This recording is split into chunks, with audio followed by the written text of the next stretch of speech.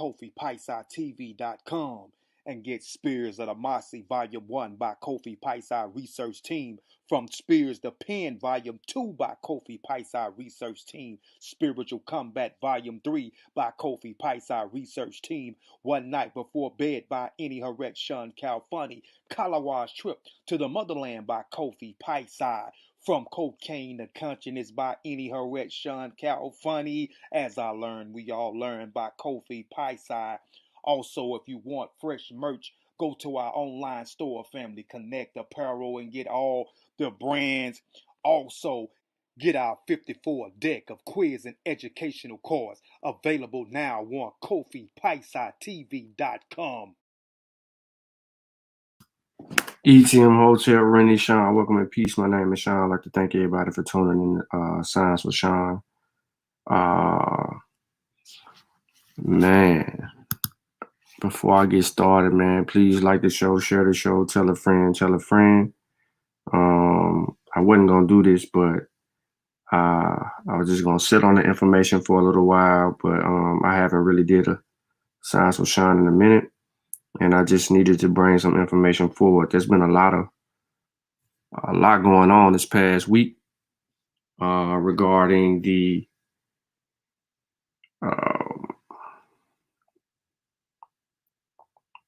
just regarding certain information, man. You know what I'm saying? And it is what it is, but it's let's get to it. 1 second. I think Assault is gonna be live. I forgot all about that until I got a notification. He talking about math. I'm either gonna catch the replay or whatever. But I know I'm if I miss some of it, I'm gonna catch the replay for sure.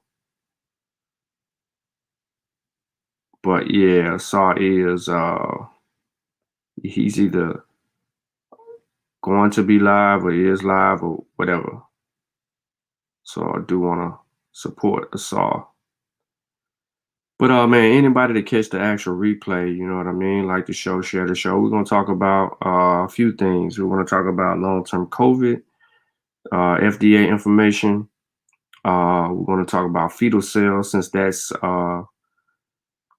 that topic. That's been a topic of conversation. And we're going to get into some alternative medicine per se. When I talk about alternative medicine, I'm talking about an alternative way to treat or prevent COVID-19 disease and death.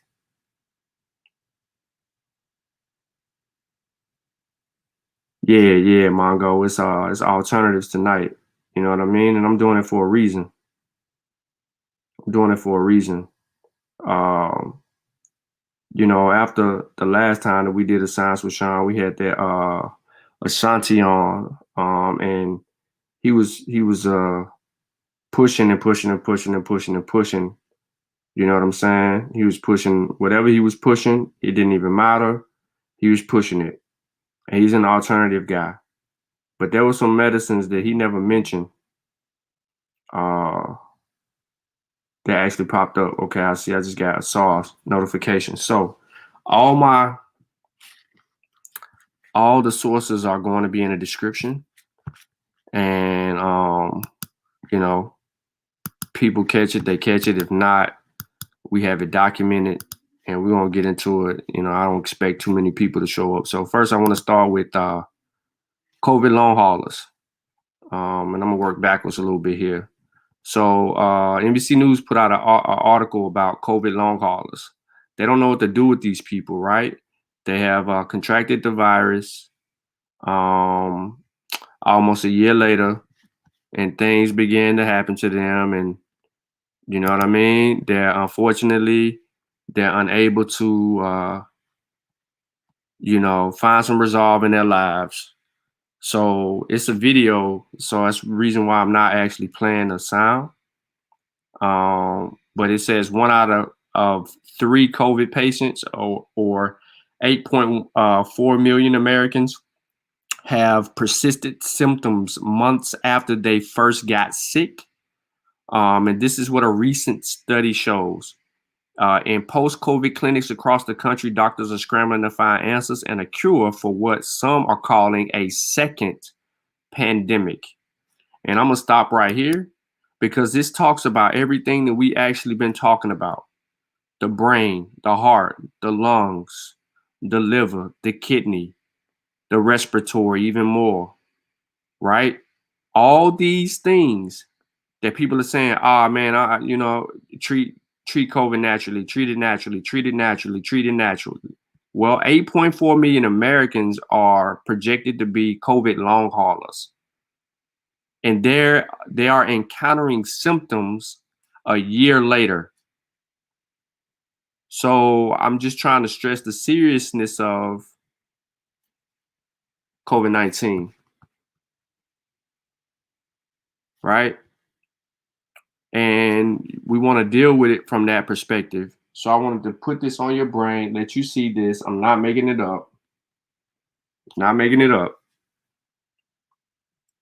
COVID long haul is real. It's some huge issues, and it needs to be dealt with. It needs to be dealt with. So, without further ado, I'm gonna go ahead and continue with my dialogue because I know Asar's argument about math is not science is new for a lot of people, and I do want people to catch up to that. So, let's deal with some alternative medicine, Mongo. So the NIH halts trial on COVID-19 convalescent plasma in emergency department patients with mild symptoms. This is a big deal because you heard about plasma treatments, so they did a trial on it. The trial launched and did what it did. And of course, after the study participants received either COVID-19 convalescent plasma or placebo, researchers tracked whether the participants needed to seek further emergency or urgent care, had to be hospitalized, or die within 15 days of entering the trial.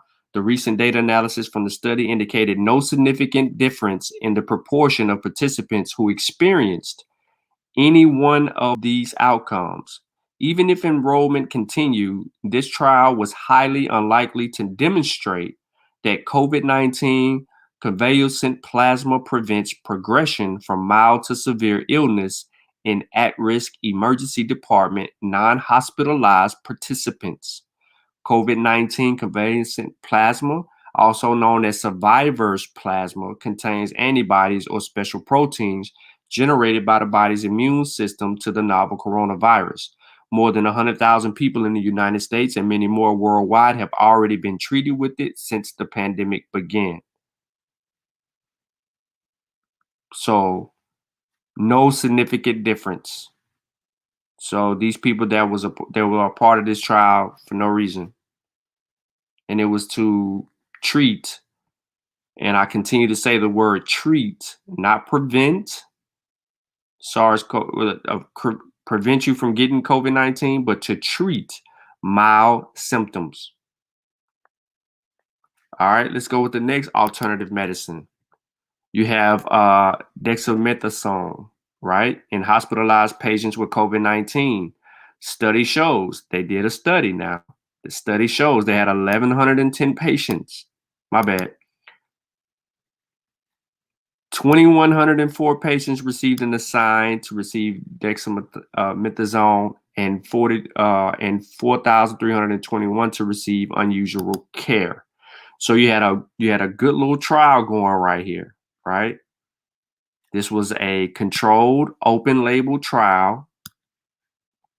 Okay, most people like the double blind, but the conclusion to this was pretty funny.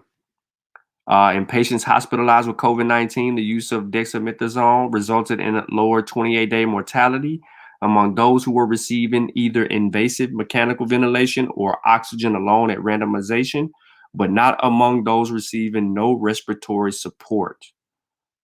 Okay.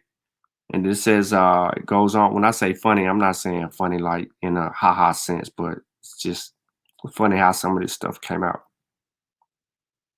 But you're dealing with the lungs and things of that. And so the background of this particular study is as follows. Coronavirus disease, COVID-19, is associated with diffuse lung damage. Glucocorticoids may modulate inflammation, mediate lung injury, and thereby reduce progression to respiratory failure and death. Here's the, here were the report finals, which I gave you, and I already read you the conclusion. So, this is some of the ways that they're actually doing it. And I suggest you to go in and actually look at the study and deal with it from the logistics of it all. 1100, you got all these people involved in this, and the primary outcome is what was summarized above. But there are some secondary outcomes.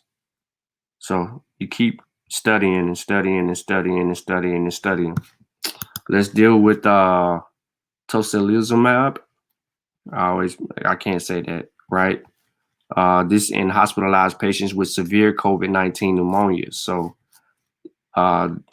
treatment, specific case, severe. Okay. The results of this trial, right? The conclusion in this randomized trial involving hospitalized patients with severe COVID-19 pneumonia, the use of tocilizumab did not result in significantly better clinical status or lower mortality than the placebo at 28 days. So this was, I wouldn't say useless. I mean, when you don't get the results you're looking for, it does kind of seem useless. But it's where we are. These trials for these alternative these treatments are just not holding up to doing what is necessary, what the vaccine can do. Long story short, these alternative methods just not working.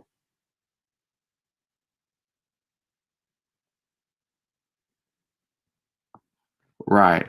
So I want to deal with the fetal real quick.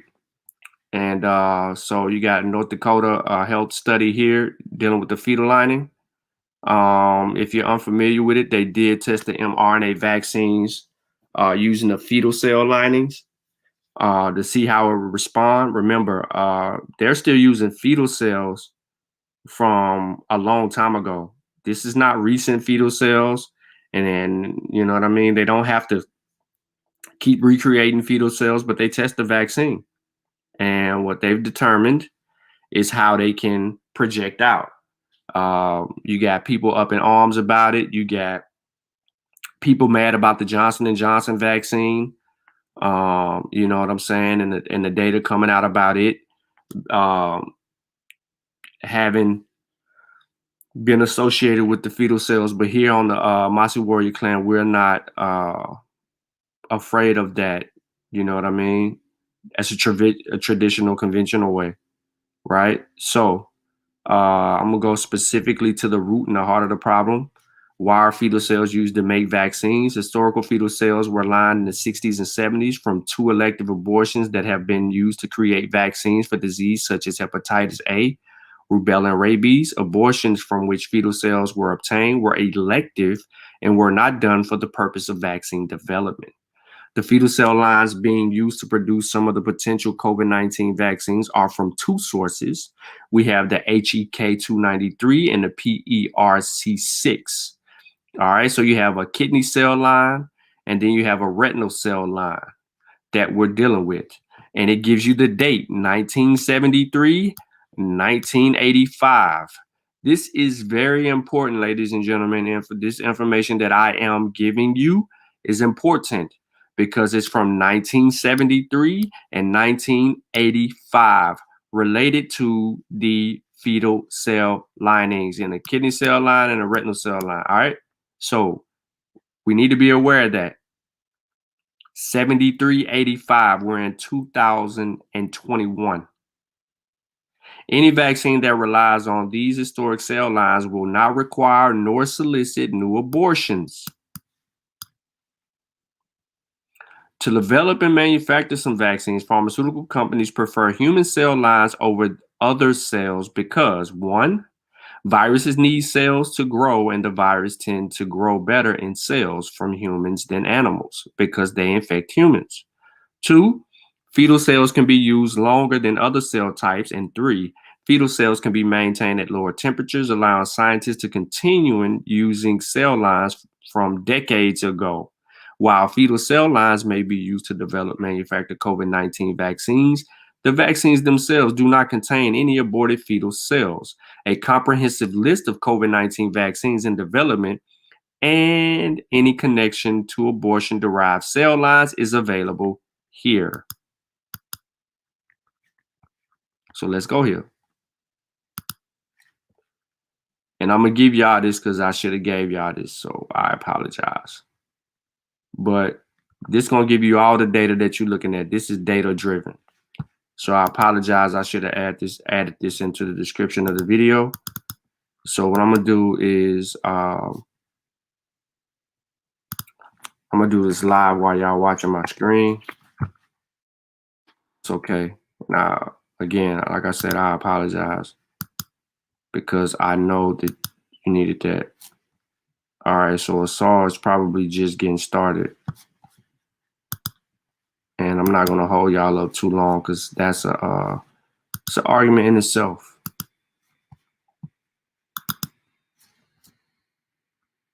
All right, so I am editing the video live. I am dropping this description in the link. And there's all the sources right there in the description. It is saved, ladies and gentlemen. You are welcome. I'm gonna come back and throw it in here too, in case people want to grab that. But here we go. So what we're looking at is the phases in the trial. Look, it says it. Sponsors, country, strategy, clinical trial status, public funding, design and development, production, confirmatory lab test. You need to know that AstraZeneca was in the middle. Instant Pasteur, which is Merck, which I get data from Merck. Operation Warp Speed tells you all the companies who got money.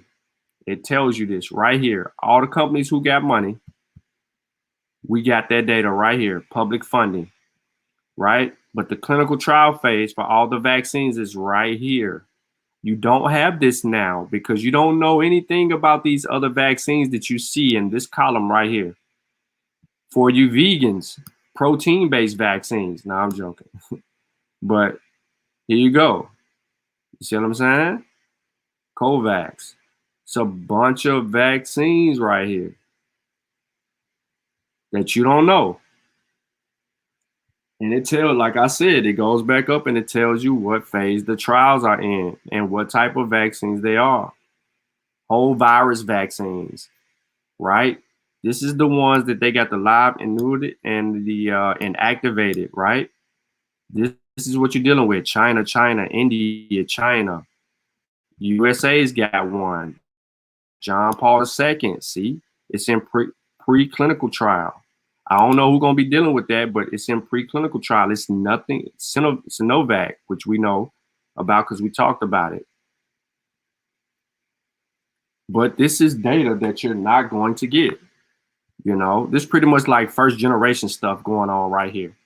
First generation. Let's say it like that. Let's keep it simple. Second generation.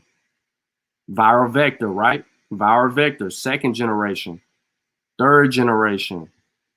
We can lump this protein-based vaccine into a third generation, but you know, down here when we seen the RNA vaccines, you know that's third generation. You got DNA and RNA vaccines, you're dealing with third generation stuff. And I skip past the RNA right there. So we'll take the protein-based vaccines and we'll lump the protein-based into the RNA-based and the DNA-based vaccines. All right, so again, and you have design and development, viral monkey cells. You can get, and look, it's gonna take you to the source. You don't believe me, it's gonna take you to the source. So anybody telling you that they ain't doing certain stuff, boom, JAMA on that behind. Effects of inactivated vaccine against SARS-CoV-2 on safety and immunogenicity outcomes.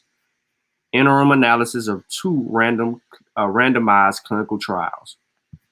It ain't playing with you. It's sourced up. It's going to give you what you need when you need it, how you need it.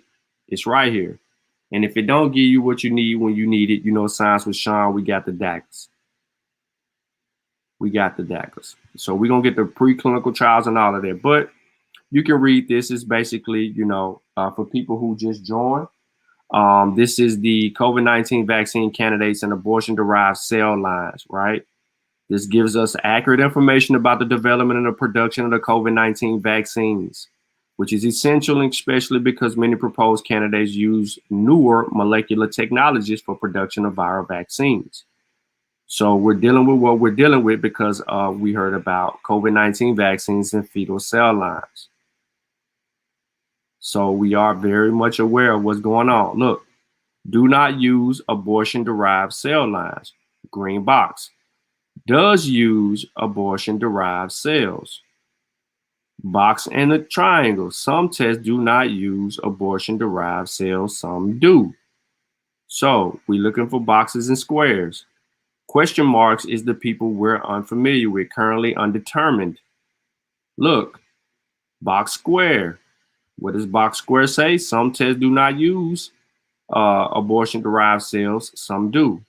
If it's just a box, it means it don't. If it's a square, a triangle, then it does. Look, viral vector vaccines. You're going to see a host of viral vector vaccines that will do. Second generation. Some do, some don't over here. None in the Israel test. Johnson & Johnson, we know it do. They even said it, and there go your article right there. There go one article, here go another one, then there go another one. They give you 3 sources right there. Let's scroll on down. Let's get to some protein base. You got some protein base that do and don't, and some undetermined. And then you get to RNA. Watch the RNA. Don't. But they tested. In this column, they tested the cell lines. Pfizer should be the same way. No, but we tested against, look, that's why you see the word pseudovirus. And then you got the article right there. So they tested. My bad, I'm scrolling too fast. Look, confirmatory lab test. See, they tested. The third column is lab tested. If it's over here, it was in the design and the production and the development. So it's pretty much self-explanatory here what we're looking at regarding to the data.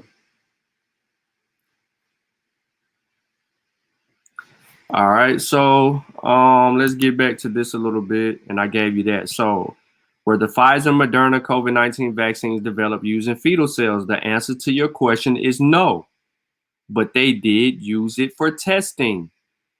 Was Johnson & Johnson's? The answer is did require the use.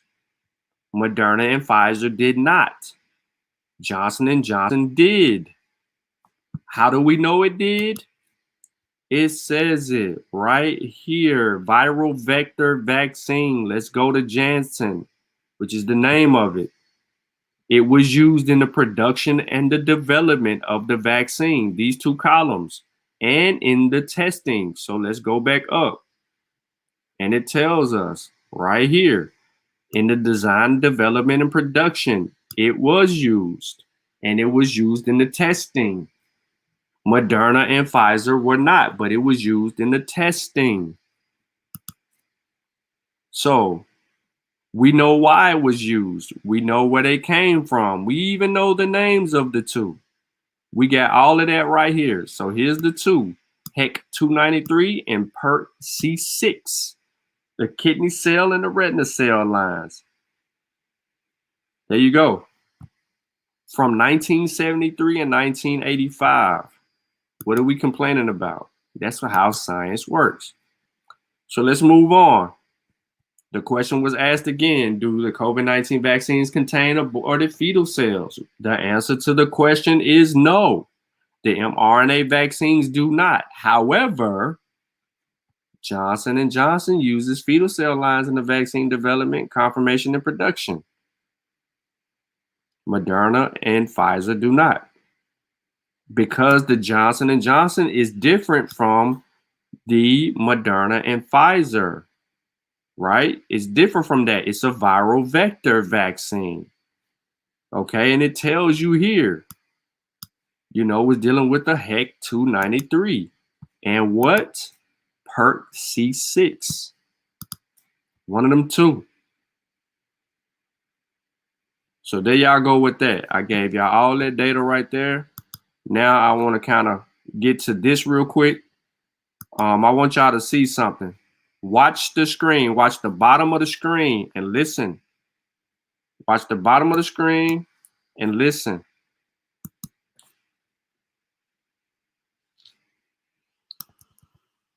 What about ribosome misread? We had a doctor tell us that misread could lead to cancerous issues. Well, no. All right. That's me on the screen, right? Everybody knows that's me on the screen. Everybody knows that's me on the screen. I'm on Brother Vince show. He put it up here. We dealt with this specifically, right? Ribosomal misreads. I know Sister Akai, if she's watching, peace to you, sister. You may catch the replay because I think the time zone difference. But I wanted to do this so you can hear this coming from a virologist, right? He deals with viruses all day. We've already heard our dear sister, the doctor, the Chill Talk doctor, Miss Bonita Cole. And now we're going to get some more confirmation that Lewis Jefferson was pulling our legs. Watch him. Ribosome misread. We had a doctor tell us that misread could lead to cancerous issues. Well, no, not with the mRNA vaccines. They're not going to cause cancer. mRNA misread will cause a slightly different protein, but it won't matter. It's not going to make a difference in the spike because you'll have enough of the right protein made. So this is just a non-issue. Yes, Amy was very happy tonight. So work is going well today. Amy is the ribosome misread. We had a doctor tell us that misread could lead to cancerous issues. Well, no, not with the mRNA vaccines. They're not going to cause cancer. mRNA misread will cause a slightly different protein, but it won't matter. It's not going to make a difference in the spike because you'll have enough of the right protein made. So this is just a non-issue. But there are some for sure, but it doesn't really matter. I'm going to play it one more time because I think if we play it 3 times in a row, everybody catches it and understands what he's saying and what Dr. Bonita Cole said.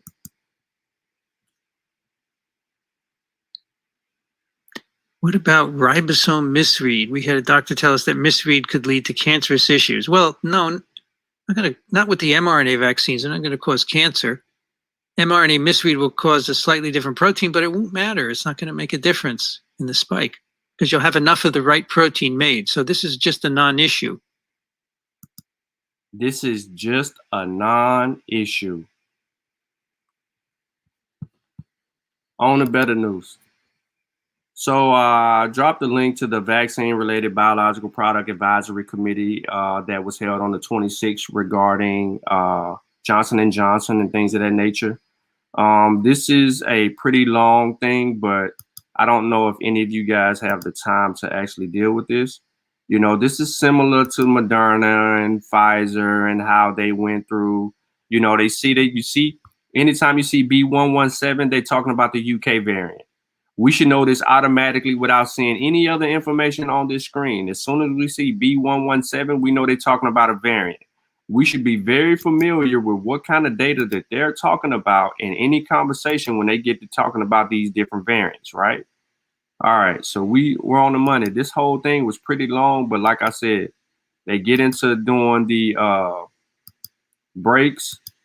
They get to doing the EAU. See, they bring on Johnson & Johnson and deal with the Janssen Biotech COVID-19 vaccine structure. That brother presents the look, they're talking about pregnancy. So, you know, they get into the bigger bulk of the conversation and goes through everything it needs to go through right there. But what I really wanted to get into that was a part of this was at the bottom. And I want to show y'all something real quick. This is Vaccines and Related Biological Product Advisory Committee. And here it says an update of FDA monitoring COVID-19 vaccine safety and effectiveness. And in this meeting, they talked about as of February 16, 2021, 55 million people have been administered the vaccine. Large United States government agency efforts to monitor safety and effectiveness of COVID-19 vaccine is post-authorization settings. And then they give you the settings. U.S. surveillance programs and licensure. All right, you got passive surveillance system, which they graded out. And then you have active surveillance monitoring programs, which is here. All right. Then you have the FDA CMS or rapid cycle analysis. And then they get into basically this is the slides from the actual presentation. So instead of going through and listening to all their stuff, you actually can skip watching this long video, 8-hour video. And you can go down to the bottom and you can download the PDF for whatever it is that you want to really study. So if you really want to get into Johnson & Johnson's, guess what? You can get into their review right here. There you go. Introduction, clinical development, efficacy, safety, pharmacovigilance plan, future studies, benefits, and risks. So we can find out the future studies, and they go directly slide for slide. And you can try to understand this. So maybe you want to introduce this to your people. Who knows? I don't know. But I'm just showing you how you can get the data and you can analyze it even more. So if you did not download this data that we already have regarding the vaccine trials and the safety and the efficacy and so forth, and the, you know, the deaths and all of that, you can get it here. You know, we talked about this. You know what I'm saying? We talked about a lot of this stuff. So I wanted to come live. I wanted to talk about a couple of things. Long haulers, COVID long haulers is an issue. Let me see. I'm gonna play a little bit of this video and see if I can get it in, and then I'm gonna wrap up. So I know math is serious. Setting, we thought that things would get better and they'd move on with their life. Big breath. And now we're seeing these long haulers, which we thought were going to be a small proportion of patients, and it's really not. It's somewhat frightening because we don't know what they're dealing with. I get this nausea and I don't have any energy. We could potentially be seeing here the origin of a very significant number of people with chronic illness. One of the most challenging aspects of being a long hauler is getting all the nutrition you need. Kind of hit me that we were onto something bigger, a second pandemic, as it were. So all we can do is pray for a miracle. I remember the day like it was yesterday. Doctors told me that if I had COVID, to rest and I would be better in 2 weeks. And sadly, those 2 weeks have not come yet.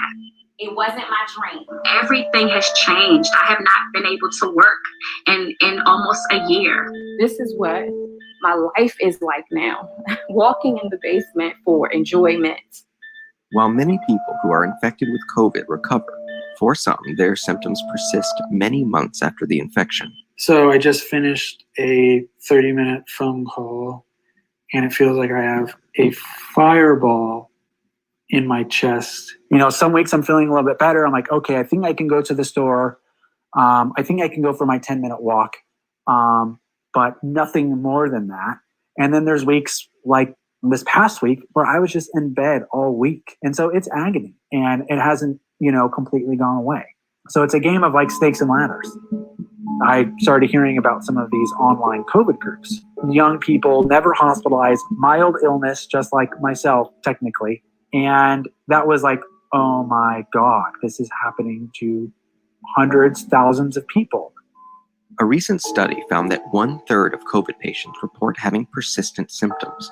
That's as many as 8.4 million Americans. These long haulers no longer test positive for COVID, but feel the lingering effects of the disease, often in a debilitating way.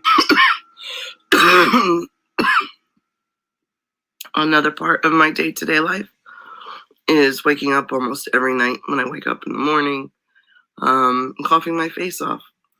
Ugh, just feeling real yucky. Hate it. Drains every piece of me. If you've gone from biking 10 miles a day and you can only walk 10 minutes a day, to me, that feels like the life of an 80 or 90-year-old. You see a number of people that were normally functioning people, very active, healthy, exercising, and now they just really can't get back to where they were, and months have passed. Before COVID, I was signed up for the 2020 Chicago Marathon. I've been doing everything I should. I've been doing the right things for my body to be able to take this on. And for some reason, it's not. It's still fighting almost a year later. I get out of breath really fast. I can't go on a small walk. When I realized that I was part of this group of long haulers was really when I started connecting with my doctor at Northwestern, Dr. Sala.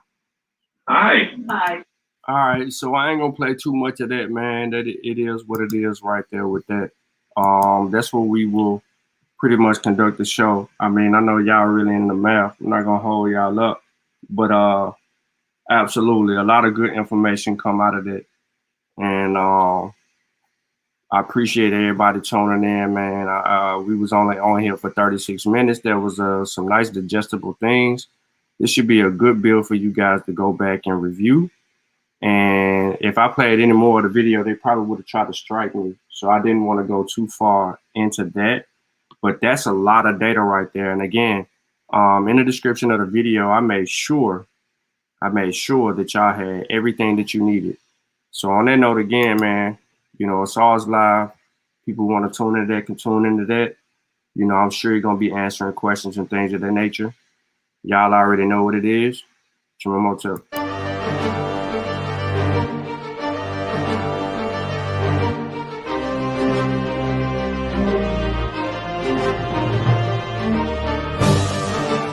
Log in to KofiPaisaTV.com and get Spears of the Mossy Volume 1 by Kofi Paisa Research Team, from Spears the Pen Volume 2 by Kofi Paisa Research Team, Spiritual Combat Volume 3 by Kofi Paisa Research Team, One Night Before Bed by Any Harek Shawn Calfunny, Kalawa's Trip to the Motherland by Kofi Paisa, From Cocaine to Consciousness by Any Harek Shawn Calfunny, As I Learned, We All Learn by Kofi Paisa.